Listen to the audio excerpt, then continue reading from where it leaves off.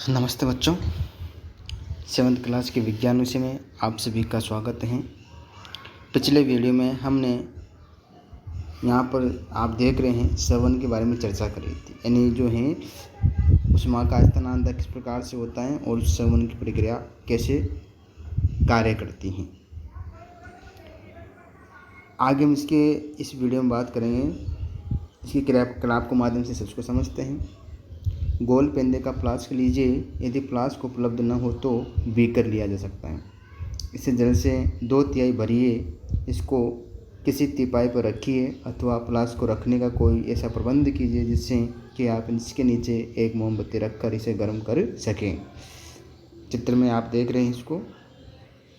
Flask में जल के स्तर होने की प्रतीक्षा कीजिए।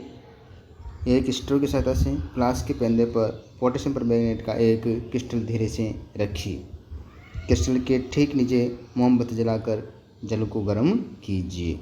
जैसे आप इसमें देख रहे हैं किस प्रकार से ये गर्म होता है, और गर्म होने पर जो क्रिस्टल इसका है पोटेशियम परमैंगनेट का, वो धीरे धीरे यहाँ पर जो है गर्म होते ही इसमें वो अपना रंग देने लग जाता है। अपने परीक्षणों को नोटबुक में लिखिए ताकि कुछ आप देख सकते हैं। इसका चित्र भी बनाइए आप अपनी नोटबुक में। इसको तैयार भी करना है, ये आपका प्रैक्टिकल से संबंधित मैटर भी है। जब जल को गर्म करते हैं तो ज्वाला के पास का जल गर्म हो जाता है। गर्म जल ऊपर उठता है। इस गर्म जल के आसपास का ठंडा जल उसका स्थान ले लेता है। जैसे आप देख रहे हैं इस चित्र के माध्यम से,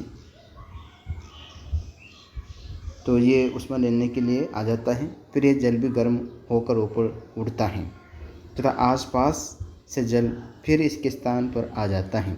यह प्रक्रिया तब तक चलती रहती है जब तक कि सारा जल गर्म न हो जाए। ऊष्मा स्थानांतरण की इस विधि को श्रवण कहते हैं। तो श्रवण एक प्रकार से क्या होता है, जो जल की मात्रा को एक प्रकार से संपूर्ण जल को गर्म कर देती हैं, ये श्रवण प्रक्रिया कहलाती है। तो ये ऊष्मा के स्थानांतरण के द्वारा ही संपन्न होती हैं, और यही एक प्रकार से जो है इसको हम श्रवण कहते हैं। आगे हम इसको देखते हैं एक प्रकार से।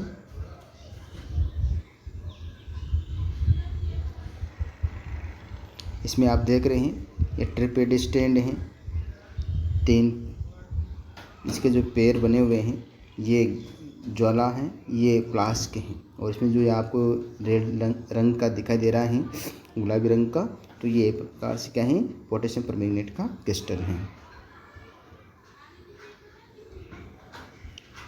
वायु में ऊष्मा का स्थानांतरण किस प्रकार होता है? धुआं किस दिशा में जाता है? ऊष्मा स्रोत के पास की वायु गर्म होकर ऊपर उठती हैं। इस प्रकार ये वायु भी गर्म हो जाती हैं और ये प्रक्रिया चलती रहती है। क्रियाकलाप 4.9 द्वारा आप इसकी जो है पुष्टि कर सकते हैं। जैसे हम ये प्रकार से यहाँ पर प्रयोग करके देखते हैं। एक मोमबत्ती लीजिए। आपने एक हाथ को ज्वाला के ऊपर तो दूसरे हाथ को ज्वाला के पार्श्व में रखिए। क्या आपके दोनों हाथ समान गर्मी पाते हैं? तो इसको हम यहाँ पर देखो, ये चित्र दे रखा है, चित्र के माध्यम से इसको समझते हैं, अनुभव करते हैं। यदि नहीं तो कौन सा हाथ अधिक गर्म अनुभव करता है, ऐसा क्यों? तो एक तो हाथ ऊपर रख रखा है, एक हाथ इसके कहाँ है, पार्श्व में है, साइड में दे रखा है। तो आप देखते हैं कि जो ज्वाला के ऊपर रखा हुआ हाथ है वो गर्म होता है, पार्श्व में वो जो हाथ है वो गर्म नहीं होता है। तो ये काम आपको एक प्रकार से क्या है, सावधानीपूर्वक करना है। अपने हाथों को ज्वाला से सुरक्षित दूरी पर रखिए जिससे कि वह जले नहीं। ध्यान दीजिए, ऊपर की ओर की वायु श्रवण द्वारा गर्म होती है, इसलिए ज्वाला के ऊपर का हाथ गर्म हो जाता है।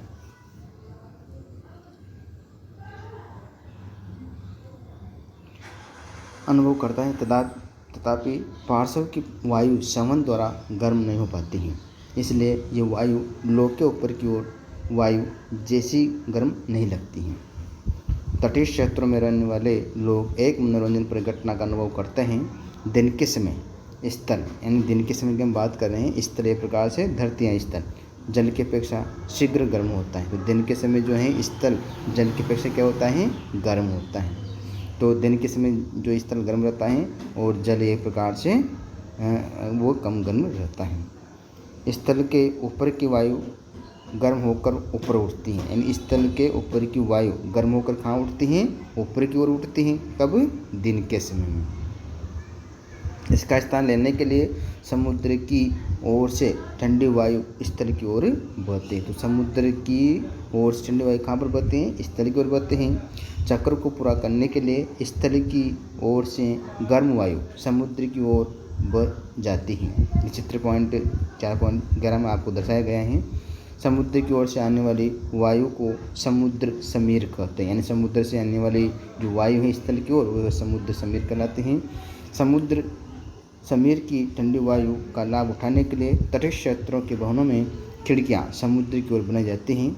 रात्रि में ये प्रक्रम ठीक विपरीत हो जाता है, यानी समुद्र का जल स्थल की अपेक्षा धीमी गति से ठंडा होता है। इसलिए स्थल की ओर से ठंडी वायु समुद्र की ओर बहती है। तो ये जब समुद्र हैं से थल की ओर आता है तो ये एक प्रकार समुद्र समीर कहलाता है, और जब स्थल से समुद्र की ओर जाता है तो थल समीर कहलाता है। तो चित्र में आप इस प्रकार से इसको स्पष्ट रूप से देख सकते हैं। तो जैसे एक प्रकार से वायु कहाँ से, समुद्र से कहाँ पर आ रही, स्थल की ओर, तो समुद्र समीर कहलाता है। और जब वायु स्थल से कहाँ पर जा रही, समुद्र की ओर, तो थल समीर कहलाती हैं। तो ये प्रक्रिया आप देख सकते हैं इसमें जो है यहाँ पर चक्र भी आप देख रहे हैं। जब समुद्र से स्थल की ओर आती है तो ये एक प्रकार से गर्म होती हैं। जब स्थल से एक प्रकार से समुद्र की ओर आती है ये गर्म हो जाती हैं। तो ये प्रक्रिया इसमें दे रखी हैं, ये थल समीर कहलाती हैं। चित्र यहाँ पर दर्शाया गया इसको आप देख सकते हैं। जब हम धूप में खड़े होते हैं तो हम गर्माहट अनुभव करते हैं। सूर्य से हम तक उष्मा कैसे पहुंचती हैं, ये चालन अथवा श्रवण द्वारा हम तक नहीं पहुंच सकती, क्योंकि इन दोनों प्रक्रमों में उष्मा स्थानांतरण के लिए माध्यम आवश्यक है। क्योंकि पृथ्वी तथा सूर्य के बीच के अधिकांश स्थान में कोई माध्यम जैसे वायु नहीं है। अतः सूर्य से हम तक उष्मा एक अन्य प्रक्रम द्वारा आती हैं, जिसे हम यह प्रकार से क्या कहते हैं, विकिरण कहते हैं। और विकिरण की जो प्रक्रिया है इसको हम यहाँ पर समझते हैं। तो जिसे एक प्रकार से क्या कहते हैं, विकिरण कहते हैं। जैसे ये जो है यहाँ पर मैं दर्शा रहा हूँ इसको, ये विकिरण कहलाती हैं, यानी ये जो है किरण के रूप में आती हैं।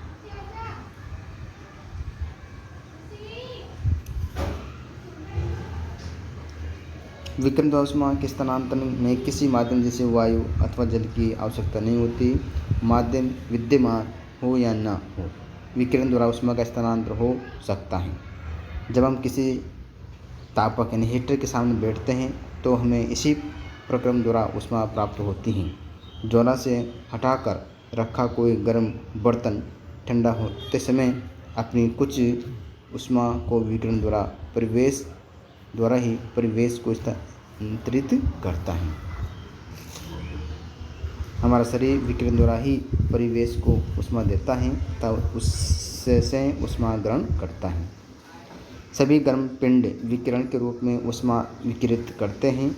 जब ये उष्मा विकिरण किसी अन्य वस्तु से टकराते हैं तो इनका कुछ भाग परिवर्तित हो जाता है, कुछ भाग अवशोषित हो जाता है तथा कुछ भाग परागत हो सकता है। उष्मा के अवशोषित भाग के कारण वस्तु का ताप बढ़ जाता है। धूप में बाहर जाते समय आपको छाते का प्रयोग करने का परामर्श क्यों दिया जाता है। तो इससे आप एक प्रकार समझ सकते हैं कि ऐसा क्यों होता है। तो आज हमने एक प्रकार से किसका अध्ययन किया है, आज हमने जो है ये स्थानांतरण के बारे में, विकिरण के बारे में अध्ययन किया है। आगे इसमें कुछ और टॉपिक दे रखा है उसका हम अध्ययन करेंगे नेक्स्ट वीडियो। सभी को धन्यवाद।